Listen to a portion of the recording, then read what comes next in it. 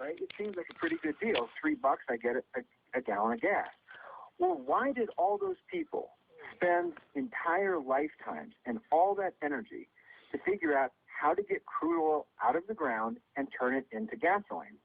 They did it because they could make a profit off of it. They knew that if they could sell it to others who would find it useful, they could make a profit.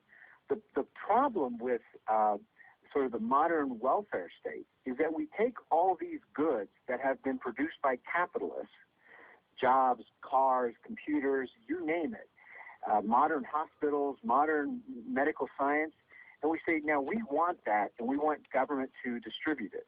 But what happens then is once government gets engaged, people stop putting in the energy, the brain power, the manpower that it takes to produce these things.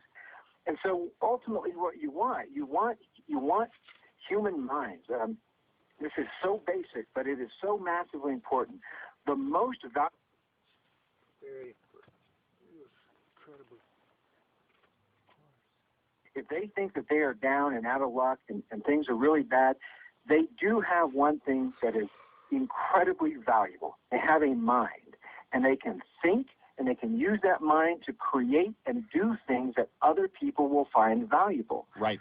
That's how wealth is created. And that simple recipe is how America went from being a nation of dirt poor farmers to the wealthiest, most powerful nation in history by the middle of the 20th century.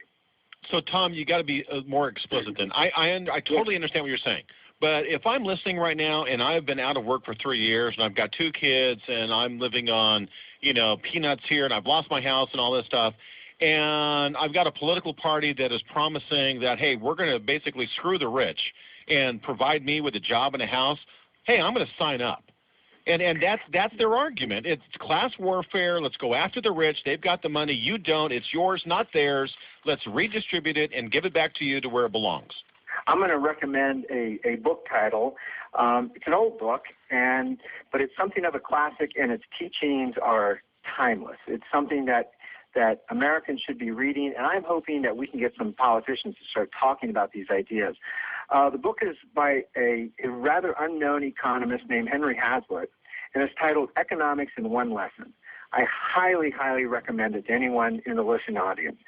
His one basic lesson that he demonstrates with example after example after example is that any time government gets involved in the economy to try to help a certain group, it always ends up hurting everyone else, and typically it ends up hurting the very group that